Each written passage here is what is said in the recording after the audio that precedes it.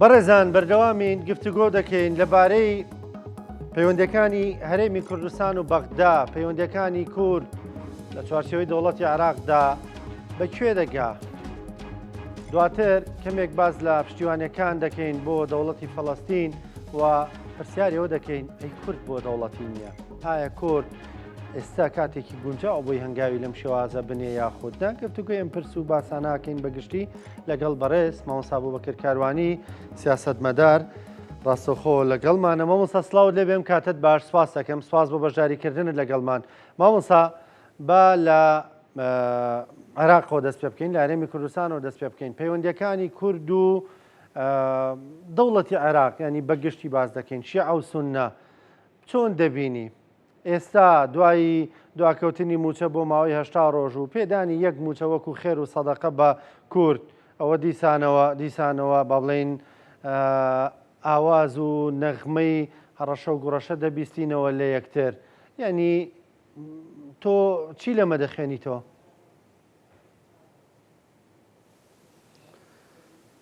بەڵێ سڵاو لێ بێ، وڵا قەرار بوو زۆر باسی عێراق و هەرێمیش نەکەین، بەڵام هەرێ خستە ناو جوملەوە من قسەیەکی تازەم پێی نییە لەو بارەیەوە. ئەوەنداڵم کە عێراقێکە کێشەی بە دەوڵەتبوونی هەبێ، فرەدەسەڵاتی هەبێ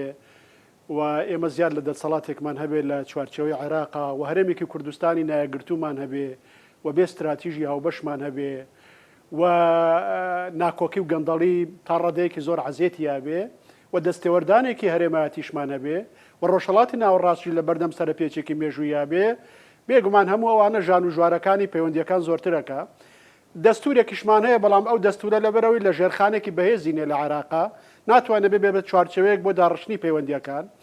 دادگایەکمان هەیە، ناتوانێت هەموو جارێ ناوبژیوانێکی بێلایەن بێ بۆ مەسەلە دەستوریەکە. ئێکە تۆ مەرجەعێکی دەستوری چەسپاون نەبێەوە بە شێوەیەکی گروپژێری و ئینتیقایی مامەڵا لەگەڵ دەقەکانی دەستور بکرێ، ئەو کاتە مەسەلەکە ملکەچە بێ بۆ ڕێکەوتنی سیاسی و تەفسیری دەقەکانی دەستور و گۆڕانکارە سیاسیەکان لە ناوخۆی عێراق و دەوروبەر و جۆری دەستێوەردانەکان و دەستکاریکردنی ئەو هاوکێشانەی حکومی عێراقی کردووە لە قۆناغی ڕابردووە. بۆیە ئەمانە تەنها بەڕێوەبردننی منملانەکانن. من پێم وانەیە لە چوارچێوی پێدراوەکانی ئێستا عێراقا هیچ گۆڕانێکی ڕیشەیی و چارەسەرێکی بنەڕەتی لە پەیوەندی نێوان هەرێمی کوردستان و عێراقا بێتە دی.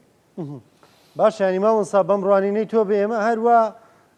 بەم چۆڕەچۆڕی موچە و بەم هەڕەشە و گوڕەشە لە یەکترە بەردەوام دەبین، ینی تاکەی ئەوە بەردەوام دەبین؟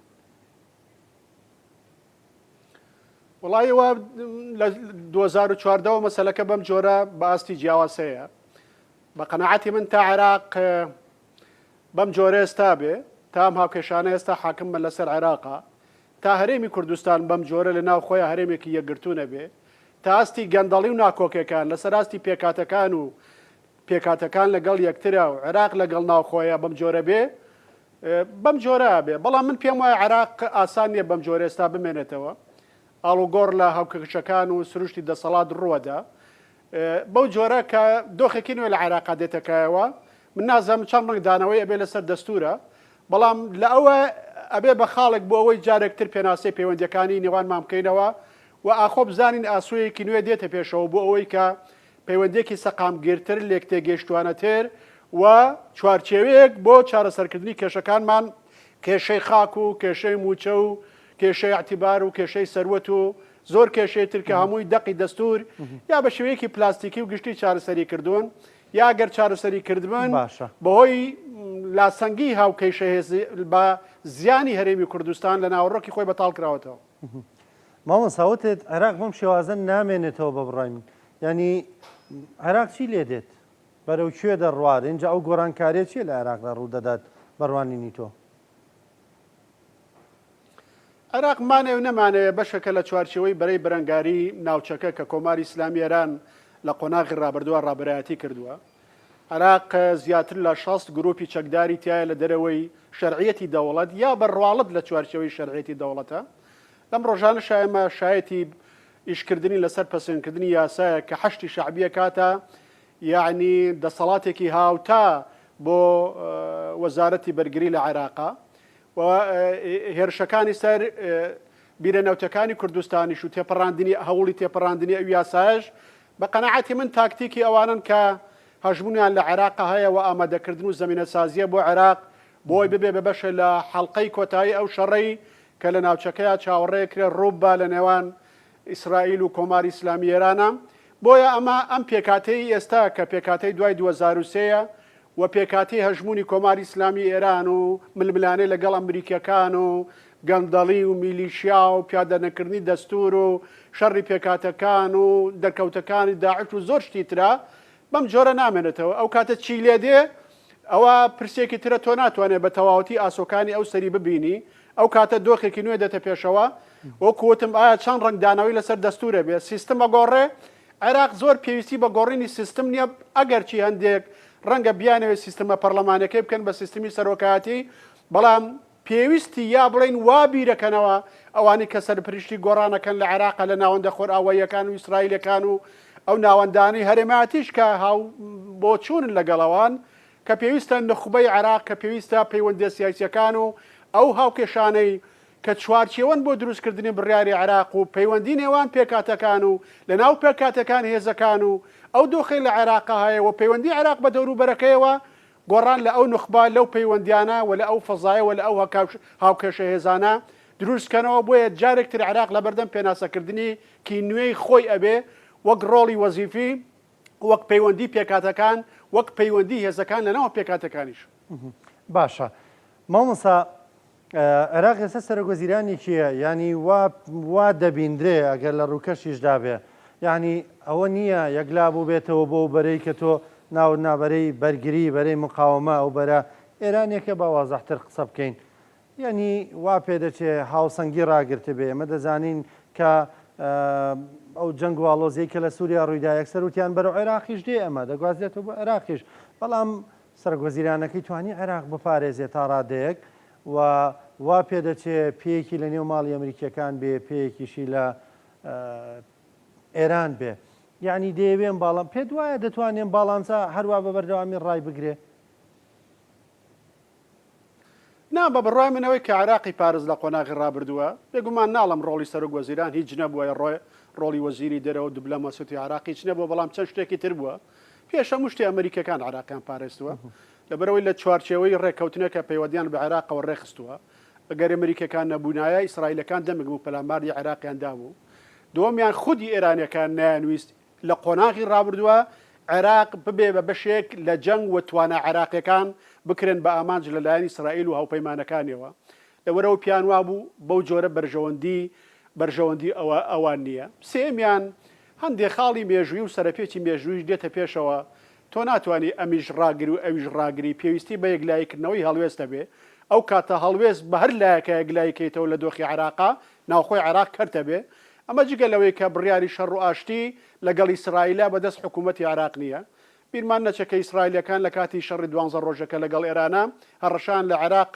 هەر پەلاماری لە عێراقەوە ئیسرائیل بدرێ ئەوە ئێمە پەلاماری عێراق دەین بەڵام ئەوەی کە نەیهێشتووە ئیسرائیل پەلامار بدرێ ئەوە عێراق نییە ئەوە سەرۆکوەزیرانەکەی نییە ئەوە قائانی و ئەوە کۆماری ئیسلامی ئێران بووە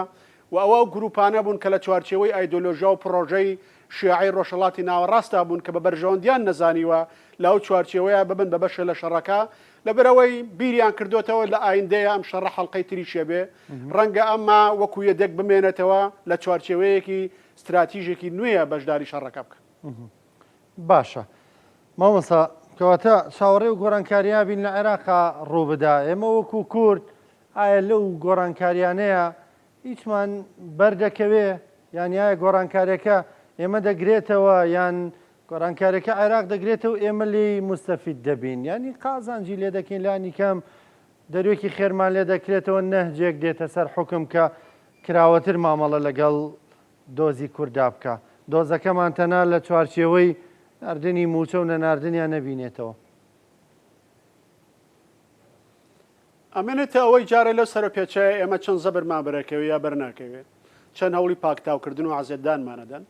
لەبەرەوەی سەرپێکی مێژووی چەند شانسە بۆ ئەوەی بڕۆیتە پێشەوە مەترسیشە بۆ ئەوەی کە پاشەکشە بکەیت ئەمە وەکو پرەنسیپێکی گشتی دووەمیان ئێمە وەکو کورد چەند وەکو کورد ئامادەین چەند وەکو هەرێمی کوردستان ئامادەین چەند استراتیژێتێکی نیشتیمانی کوردستانی تەوافق لەسەر کراومان هەیە کۆی هێزەکانمان وەک خاوەندارانی پرسی نەتەوایەتی کورد لە باشووری کوردستانەوە ئەچینە ناو هاوکێشانەوە یاوە کۆمەڵی حیزبی جیاواز دەچینە ناو هاوکێشانەوە سێمیان سروشتی گۆڕانکاریەکە قەبارەی گۆڕانکاریەکە ئەو هێزانەی بەشدارە بن لە گۆڕانکاریەکە چوارەمیانە و گۆڕانکاریانەی کە نەخشەی بۆ چێشراوە لەلایەن دەرەوەی عێراقەوە ئەوە چییە لە ڕاستی ئێمە چەند بەشداریەکەین لە ئەو گۆڕانکاریانەیە لایەنی کوردی چەند بەشداریەکە لە ئەو گۆڕانکاریانەیە ئایا چی گۆڕانکارێک لە سووریا دروستە بێ و لە تورکیا هەڵوێستی بەرامبەرم شتانە چییە بێ ئەمانە هەموو پرسیارن لە ڕاستیە بێ وەڵامدانەوەی ئەم پرسیارە ناتوانانی ئاسۆکانی ئەو دیو بە تەواوەتی ببینی بەڵام ڕەنگە شانسیەوەت بێتە پێشەوە تۆ جارێکتر کۆنتترۆلی ئەکرێ هەندێ دیمەن بێنینە پێشایی خۆمان وەکو ئەگەر نەک وەکو شتی 100% کە لە سیاستانە تۆ جارێکتر کۆنتترۆلی ناوچە کوردستانەکان بکەیتەوە تۆ جارێکتر پێگەت بەهێز بێتەوە لە بەرەوەی هێزێکی ڕێکخراوی نابیتە جومگەی سەرەکی ململانەکان ئەگەر زەبریشت بەرکەوێ بە پلی یەکەم ئاراستەی تۆ ناکرێ بەڵکو بەشەکەی تری عێراقا و ململانەکە جارێکترەکەوێتە نێوان ماڵی شیعە و سونە و شیعە زۆر شتی تر هەیە لەم بارەوە بڵێن کە ئێستا درێژە پێدانەکەی پێویست ناکە بەڵام لە هەموو حاڵەتەکەی ئەمە خۆمان لە چه ئاستێکین چ ناوخۆی خۆمان چییە خاوەنی چ استراتیژیەتێکین چەند خۆمان کۆ کردوێتەوە چەند تێگەیشتنی هاوبەشمان هەیە بۆم گۆڕانکاریانە سیناریۆکانمان چین پەیوەندیەکانمان چین وەسفی خۆمان و ئەوانە چییە؟ ئەوانە گرنگی پلەیەکەمان هەیە لەو بارەیە باشە ماوەسا پێ دوای ئەمە استراتیژیمان ینی استراتیژیەتێکمان هەیە بۆ خۆمان هەست ناکەم استراتیژیەکی هاوبەشی نیشتیمانی کوردستانی هەبێ هەر حیزبە و لەلایەن خۆیەوە بیرەکاتەوە جارجاریش لە ڕاگەیاندن قسە لەگەڵ یەکەنیا لە ژوورە دانیشتناوەکانە بەڵام کوردستان لای من ئیرادەی لەتە استراتیژیەتی لەتە پەیوەندی لەتە ئێمە هەرێمێکی یەکگرتو استراتیژیەتێکی یەکگرتووی نیشتیمانیمان نییە بۆیە جاری وایە حیزبەکان لە ئاستی خۆیانە بە تایبەتی پارتی وێکێتی کە ناوچە جگورافیان هەیە وێزی سەربازیان هەیە و یعنی پەیوەندیان هەیە و ئەوانە پێم وانە کە خاوەنی چوارچێوەیەکی هاوبەشی تێگەیشتن بن لەبەرەوە ئێمە واقعەکە لە هەرێمی کوردستانە بینین چۆنە پەیوەندیەکانە بینین چۆنە تێگەیشتەکانی ژەبینین چۆنە ڕابردوشمان لە بیرە ئەوەندەی ئێمە لە چوارچەوەی خۆمان و لە ململانەکانی خۆمانەوە سەیری دنیا و ئاینداکەین لە چوارچەوەی بەرژەوەندە تەسکی کۆمپانیا حیزبیەکانمان و شخصیەکانمانەوە چەند لە ڕووی ئابوووریەوە قازانجەکەین یا چەند لە هەڵبژاردن یا لە هەڵبژاردەیتنە یا لەم سەر پێچی مێژوو یا لەو سەر پێچووترە ئەم هێزەکەی تر بچووکە کاتەوە وەسوود لە هاویشتەکانی وەرەگرێ هەست ناکەم بەو ئەندازە لەسەر ئاستی خەمە گەورە نیشتیمانەکانە بریکەینەوە کە ئێمە لە چوارچێوەی خۆشمانە نەتوانین بەو ئەندازەیە دیدی هاوبەش بەرهەمبێنین ناڵم دەستکەوتمان نابێت جاری وایە یعنی خودی هەلومەرجەکان دەستکەوت دەبێ بەڵام دەستکەوتەکان بەو ئەندازە نابێ کاگەر تۆ یەکگرتووبی هاودیدبی و ناوخۆت بی ناکردبێتەوە و گەلێکە تەبێت کە ئومەدەوارانە چاوی لە تۆ بێت باشە ماوەسا بەپێی واقع و با بڵین هەڵکەوتی سیاسی ناوچەکەمان بەپێی جوگرافیای ناوچەکەمان بەپێی واقعەکەی کە ئێستا هەیە ئەو دۆخە نێودوڵەتیەی هەیە پێدراوەکان بۆ کورد بۆ باشووری کوردستان بۆ هەرێمی کوردستان بایەوەن کە ئێمە بمانتوانێت باشتر مامەڵەکەین ینی پێ دوایە ئێمە دەمانتوانی باشتر مامەڵەکەین لەوەی کە ئێستا هەیە ئێستا خراپ مامەڵەمان کردووە هەر زۆر خراپ مامەڵەمان کردووە لەبەرەوەی خراپ مامەڵەمان لەگەڵ خۆمان کردووە کێشەی سەرەکی کورد لەگەڵ بەشەکەی تری عێراق نییە کێشەی سەرەکی کورد لەگەڵ خۆیەتی کێشەی کوردیە کێشەی ناوماڵی خۆیەتی من لەم ماوەیە لە پێیجەکەی خۆم وتارێکم نووسی ئەگەر ناکۆکی بە نەعلەت بووی دەیان ساڵە کە تاکو ئێستا لە کۆڵمان نابێتەوە و جەستەی بزوتنەوەی نەتەوایەتی کوردی و ناسیۆنالیزمی کوردی داڕزانوە ئەگەرم ناکۆکێ نەبووایە وەگەرە و ئاستە لە گەندەڵی نەبووایە و ئێمە هەرێمێکی یەکگرتوومان ببووایە و پێکەوە توانان نیشتیمانیەکانمان بەکاربێنە بۆ خۆبیناکردن ئێمە بەو جۆرە ناسازشمان پێویست بوو بۆ بەغا نە بەو جۆرە خەڵکی خۆمان ناومێدەکرد نە ئەو هەموو ناڕزاوی بێتاقەتێ دروستە بوو نە هەرێمێکی پارچە پارچە و یعنی وەکو ئێستامانە بوو بەڵێ ئەمان توانی زۆر شت بکەین بەیەکەوە هەڵنەگرتن بەرژەوەندی بچووک بغزی کۆنا تێنەپەڕاندن یعنی بیر نەکردەوە لە سەراستی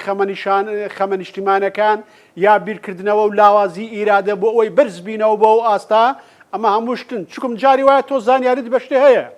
بەڵام ئیمانت بەو شتە نییە ئەزانیم شتە خراپە ئەو شتەوەیە بەڵام ئەو ئیرادەت نییە ئەو تەسمیمەت نییە ئەو بڕیارەت نییە ئەو دڵسۆزیەت نییە ئەو قوربانی و لە خۆبوردەیە نییە ئەوەی زانیارت پێێتی کە خراپە یا ئەبێ بکرێ یا ئەبێ نەکرێ تۆ بیکە یانەیکەی بۆیە دوعا زەردەشتەکە لە ڕاستیە ئەبێ بۆ سەرکردەکانی کورد زۆر باشە کە بیکەن خوایە تۆبە لە هەموو ئەو شتانەیە بووە بیکەین و نەمان کرد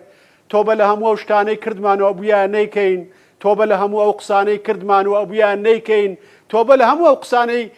نەمان کردووە بووە بیکەین بەڕاستی پێویستیان بە تۆبەیەکی ئەخلاقی فکری سیاسی لەم جۆرە هەیە ببن بە سیاسەتمەدار ببن بە سەرکردەی نیشتیمانی گەورە لەم جوغزە بچووکانە دەرچن فێری هوەری بیناکردنی نەتەوەسازی و نیشتیمان سازی بێن یعنی میلەتێک چاوەڕێیانە ڕۆژهەڵاتێکی ناوەڕاستی نوێ تەشکیلە بێ ڕەگە دەیان ساڵی تر دەرفەتی مێژووی تروانەیەتەوە بەردەمی کورد ئەمەی ئێمە یعنی پەیوەندی بە هەموو کوردەوە هەیە پەیوەندی بە 50 ملیۆن کوردەوە هەیە هەروە ئێمە ئەمانەتدارین لەسەرەمە بۆیە بەڵێ زۆر شتمان کرد تۆبەی ئەوێ زۆر شتیشمان نەکرد تۆبەی ئەوێ ئەرەو نەمان پێکرێ لەگەڵ بۆ دوعا زەردەشتێکی کە تۆوتت بڵین ئامین مامۆستا کەمێک هەر پەیوەست بەوەی کە ئێمە بۆ تا ئێستا ئاسوەیەکی ڕوونمان نییە ینی هەر لە چوارچێوەیەکدا دەخولینەوە کەمێک دوورتر دەڕۆین کەمێک باسی فەڵەستین دەکەین لە سەراسە نێودەوڵەتیەکە پشتیوانیەک دروست بووە ئەنی بە پێی دوایین ئامار و ژمارەکە من بۆ بەرنمەکان دێک ئامادەکارین بۆ کرد نزیکی 143 دەوڵەت ئامادەیان پیشانداوە دان بەم دەوڵەتەدا بنێن بۆ بەریتانیای تێدا کەنەدای تێدا فەڕەنسای تێدا ینی دەوڵەتە زلێزەکان تا ڕادێک تا ئێساوی کەمە ئەمریکایە و ئیسرائیلیش کە چونکە ئەم دەوڵەتە بە تەنیشتی ئیسرائیلەوە دەبێ و کێشە گەورەکەی لەگەڵ ئەودایە پێ دوایە پشتیوانیە نێودەوڵەتیە بەهێزە بۆ دروست بووە ئایا هەمیشە ئەبێ دەوڵەتان وەکو قوربانی سیر بکرێن تا ببن بە دەوڵەت تا شتێک بەدەست بێنن یانی هەمیشە لە قوربانی بوونەوە دەتوانی ببی بە بەشێت شتێک بۆ خۆت بکەیت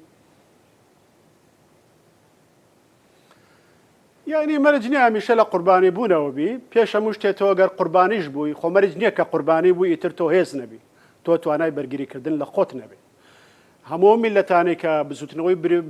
بزوتنەوەی ڕزگاری خوازی و بەرهەڵسکاری گەوریان هەبووە ئەسەر لەوە ڤێتنامیەکان جەزایریەکان کەمبودیەکان ئەفغانیەکان یعنی هەتا نەتەوەی خۆمان بەداخەوەیە کە ئێمە زۆر بەرەنجاممان نەبوو بۆی بگەینە دەوڵەت و ڕزگاری هەتا پارچەکانی کوردستان لە سەراسی فدرالیزمیشە قوربانی بوون لە یەک کاتا قوربانی بوون قوربانی سیاسەتێکی کۆلۆنیالیستانە داگیرکەرانە خوێن ڕێژانە خوێن مژانە کە زەویان داگیر کراوە خاکیان داگیر کراوە خوێن و بەریان بریا براوە خوێنی ڕۆڵەکاریان ڕژێوە چەوسێنرانەوە یعنی ئەمە قوربانی بوونە بەڵام لە هەمان کاتە وەک خەڵکێکی خاوەنما بەرگریان لە خۆیان کردووە بۆی دۆخی قوربانی بوون تێپەڕێنی تۆ لە یەک کاتە ئەتوانی قوربانی بی و تۆ بەرگری بکەی بۆی دەرچی لە قۆناغی قوربانی بوونە نابێ قوربانی بوون یەکسانکەین بە پاڕانەوە بەداخەوە لە گوتاری ئەمە جاری وایە مەسەلەکە بۆ جۆرەیە ئەڵێ تۆ نابێ خۆت وەکو قوربانی نیشان دێ بەڵێ من خۆم وەکو قوربانی نیشانەدەم بەس قوربانیە کە کۆکە کە موسیڕە کە پێداگرە لەسەر بەدەستهێناوەی مافەکانی خۆی بڕوای بە مەسەلەکەی هەیە بڕوای بە ئایندەی هەیە و بڕوای بە تواناکانی هەیە و توانای کۆکردنەوەی توانە نیشتمانەکانی خۆیان لاو پێناوەیە لێرەوەیە کە تەبیعی ئەمە زۆر نمونەمان هەیە بۆ دروستبوونی دەوڵەت ئێستا کاتی بەرنامەکان ئەوە نییە کە لە چۆ بۆ چۆ لە چۆ بۆ کوێ بەڵام لانی کەم ئەبێ بۆی ببی بە دەوڵەت لە بە شێوەیەکی گشتی ئەبێ نەتەوەیە گرتوەکان وەک گەل دانت پیا بنێ وەک گەل یعنی چی دانت پیا برێ یعنی بزوتنەوەی ڕزگاری نیشتیمانیەکات وەک بزوتنەوەی نیشتیمانی گەلێ دانت پیا بنێ واتە تۆ وڵاتەکەت بە وڵاتێکی داگیرکراو لە ڕوانگەی قانونی گشتی ئینسانی نێودەوڵەتیەوە سیر بکرێ کە کورد ئێمە ئەمەمان نەبووە لە 100 ساڵی ڕابردووە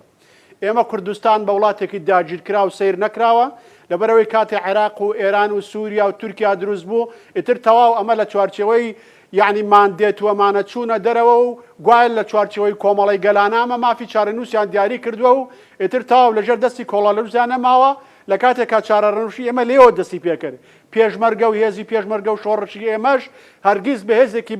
ڕزگاری خواز لەسەر ئاستی گیانە دیانی پیانەندراوە بۆی قانونی گشتی ئینسانی نێودەوڵەتی حکمی پێشمەرگە ئەسیرەکانمان برینارەکانمان وڵاتەکەمان جۆری پەیوەندەکانمان بکە فەڵەستین هەردووکی هەیە فەڵەستین لە ڕوانگەی نەتەوەیە گرتوەکان و کۆمەڵگای نەدەوڵەتیێوغا سەرزەوینەکانی لانی کەمەوەی لە دوای 1960 داگیرکراوە سەرزەوی داگیرکراون لە ڕوانگەی قانونی نێودەوڵەتیەوە لە ڕوانگەی کۆمەڵگای نێودەوڵەتیەوە بەڵام سەرڕای ئەوە لەبەرەوەی کە قانون و ئیرادەی نێودەوڵەتی لێکجابێتەوە بەرژەوەندیەکان جاری وایە دش بە بنەمای مافی چارەنی خۆنووسین و ڕێزگرتنن لە بنەمان نێودەوڵەتیەکان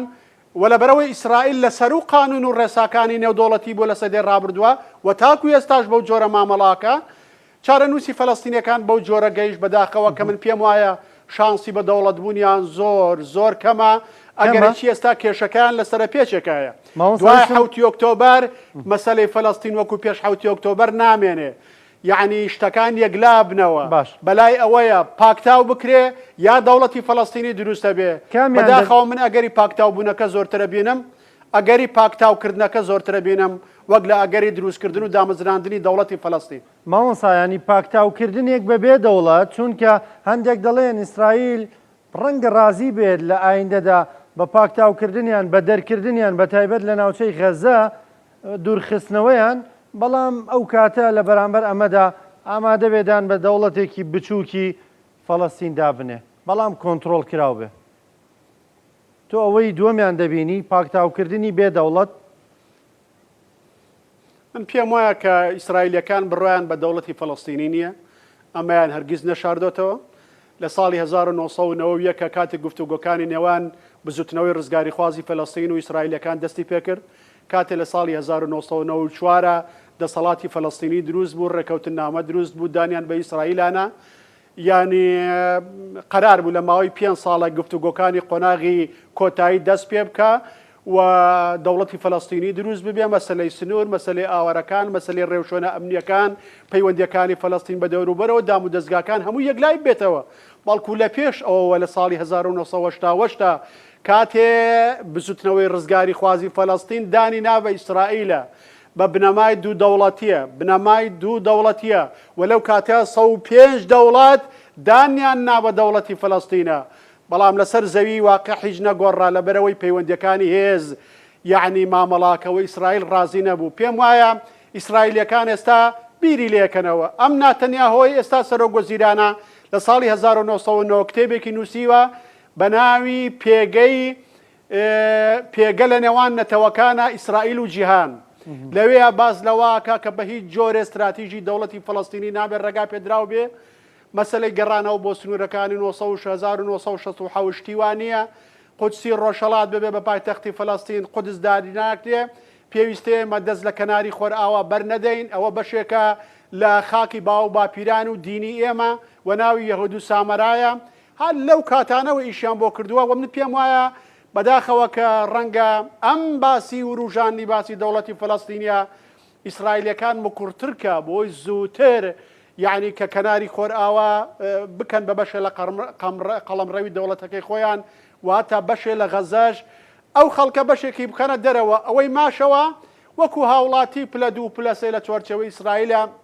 مافی ژیانیان نەبێ بەڵام داخوازی سیاسیان نەبێ هەروەکو چۆن ترەم وتی قەڵەمڕەوی دەوڵەتی ئیسرائیل بچوو کابێ فراوان بکرێ من پێم وایە ئێستا ئیسرائیلەکان بیر لەواکەنەوە کە بە هیچ جۆرە نەهێڵن دەوڵەتی فەلەستینی دروست ببێ ئەوانەی کە باسی شتکردن دانیان پێناوە هەمووی بەمەرج ینی بەریتانیەکان ئەڵێ ئەگەر ئیسرائیلەکان ئامادە نەبوون و ئەگەر حەماس شەکی دانە ناو ئەگەر وا و ئەگەروە کەنەدەکان ئەڵێ ئەگەر ئەگەر دەسەڵاتی فەلەستینیە بێت چاکسازی بکە ئەبێ حەماس لە گۆڕەپانەکە نەمێنێ ئەبێکی ئیتالیەکان ئەڵێ پێش ئەوەی دەوڵەت دروست بێ ئێمە ناتوانین دانی پیا برین ئەڵمانەکان ئەڵێن ئێمە تا گفتوگۆ لەگەڵ ئیسرائیل نەکرێت لەبارەی دوو دەوڵەتیەوە قسەکردن دەربارەی دوو دەوڵەتی مانای نییە شتێکی ڕەمزیە ڕەنگە لە کۆڵخۆکردنەوەش بێ عەرەبستانی سعودیش کە مەرجی ئاساییکردنەوەی پەیوەندیەکانی لەگەڵ ئیسرائیلە دروستکردنی دەوڵەتی فەلەستین بوو ڕەنگە بڵێ ئەوەی من پێم کرا لەم پێناوەیە کردم ئەوروپیەکان کە ئێستا خۆیان بە پارێزەری پاشماوەکانی قانونی نێودەوڵەتیە زانن بڵێن ئەوەی پێمان کرا کردمان ڕەنگە بە جۆرێ فشار بکەن بە جۆ وەک کارتێکی فشار سەیریە مەسەلە بکەن بۆ سەر ئیسرائیل بۆی وەحشیگەریەکانی نەچێتە قۆناغێکەوە جیهان و ئەوان ئیحراجکە یعنی وەکو هەموو بەهاکانی شارستانەتی خۆرئاوا بخاتە ژێر پرسیارەوە یعنی لەم چوارچێوەیە یعنی هەتا چاودێر ئەبێ مەترسی ئەوە بکە کە خودی ئەم وروژانە بەشێنە بێ لە پیلانێکی گەورەتر بۆ کۆتایی هێنان بە هەموو زەمینەیەک بۆ دروستبوونی دەوڵەتی فەلەستین لە ئایندەیە مامۆستا خوێندنەوەکانت ناڵم ڕەشبینانە بەڵام بۆ خەڵکی غەزە جێی ئومێد نییە بۆ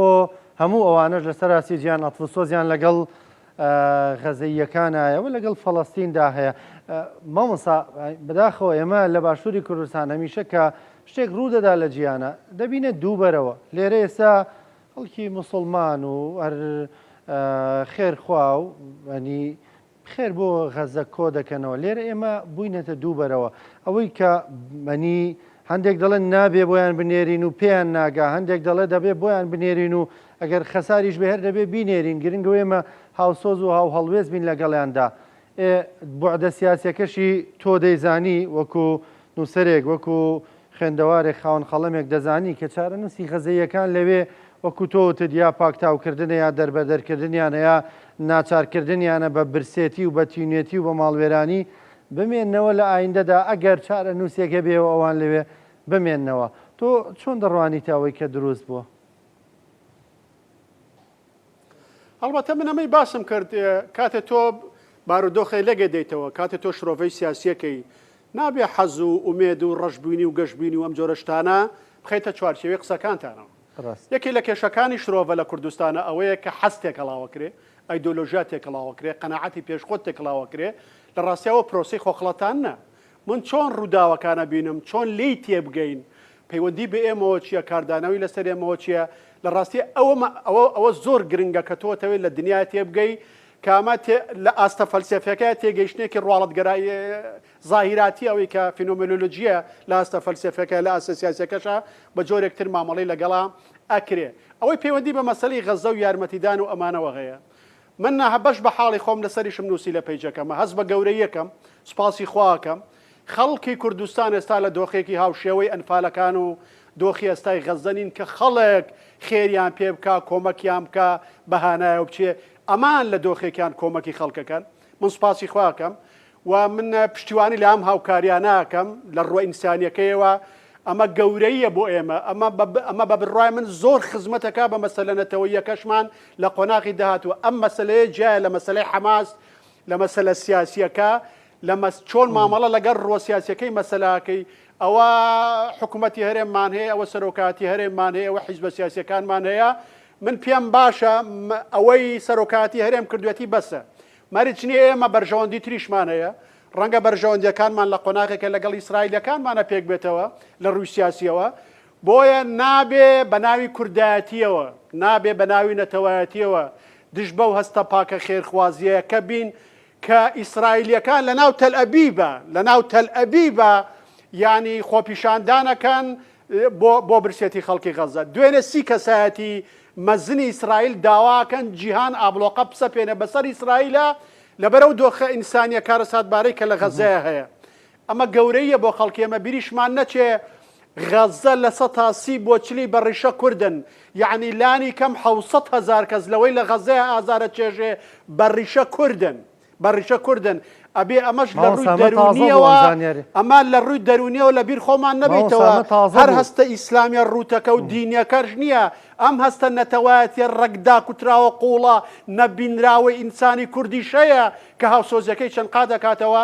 بەڵام کاتێ دێتە سەر مەسەلە سیاسیەکە ئەبێ ئەوە بکەین ئەوە بڵێن کە لە بەرژەوەندی کوردستان هەیە لە بەرژەوەندی حکوومەتی هەرێمایە لە بەرژەوەندی ئاینەی خۆم ئایندەی خۆمان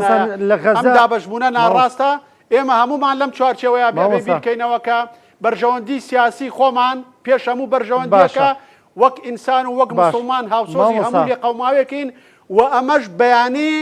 لێکەوتەی سیاسی باشیشە بۆ ئێمە ئەگەر سیاسەتمەدار هەبێ تەوزیفی کاچکم سەرنجام ئێمە لە ڕۆژهەڵاتی ناوەڕاستەیە ژین و بەشێکی لەو ژینگە ژیاری و ئەخلاقی و فەرهەنگی دینیە کە سەدان ساڵەتی داپرسیارم یانیەوە بۆ من بوو بە پرسیار وتر نزیکی 700,000 ئەوەی کە لە غەزە هەیە بەڕەچەڵە کوردن غەزە خۆی ئێستا 2 ملیۆنی تێدایە 2 ملیۆن کەسێکی تێدایە نزیکەی 700,000 لەوانە 2 ملیۆن و نیم کەسی تیا نزیکەی 2 ملیۆن و نیوە 400,000 بۆ نیو مکرێت لە 130 ملیۆن کەس حسێ بکە نزیکەی 700,000 کەسەکە 700,000 من کاکە ڕانکۆ یەک شتت پێڵم کورد ئێستا دەوڵەتێکی بەهێزی هەبوویە یا ئێستا دەوڵەتێکی بەهێز دروستکەین ژمارەی کورد 50 ملیۆن کەس نییە زیاتر لە 100 ملیۆن کەسە زۆربەی ئەوەی لە ڕۆژهەڵاتی ناوەڕاستە کە بەڕیشە کووردە و خاوەندارەتیەکی بەهێز نیە خاوەنداری لێ بکرێ ئەبێتەوە بە کورد لەم ماوەیە توێژینەوەیەکم خوێندەوە 72 عەشیرەتی ئوردون بەڕیشە کوردن و خۆیان ئەڵێن بەڕیشە کوردین زۆربەی شام بەڕیشە کوردن کوردستانێکی 5 ملیۆنیمان هەیە لە خۆراسان کوردستانێکمان هەیە لە هیرات و لە ئەفغانستان لە پاکستان هەتا ئێمە برادەرێکمان ڕاستپارت هەندێک برادر لە سوودان بۆی مازستار و دکتۆراکەی خۆی تەرخاکە بۆ دکتۆراکەی بۆ کوردەکانی سوودان هەتا ئێمە لەگەڵ یابووین گەشتینە ئەوەی 6,000 بەڕیشە کورد لە سوودانە هەیە کە ئێستا لێپرسراوەتیان بەدەستەوەیە ئێمە هەر خەریکی شەڕەگەڕەکین لە کوردستانە هەر شەریک یەکێتی و پارتی و کۆمپانیاکەم و جەلالەکەم و زۆنە زەردەکەم و هینەکەم و ئەمە وای لێ ئەمای لێ ئەگەر گەورە بیرمام کردایەتەوە زۆر شت هەیە و ئەکرا سەردەمی کورد بێ سەردەمی هەڵسانەوەی کورد بێ زۆر بەڕێز مامۆستا بوبەکر کاروانی سیاسەتمەدار سپاس دەکەم سپاس بۆ بەشداریکردن لەگەڵمان سپاس بۆ شیکاری خوێندنەوەکانت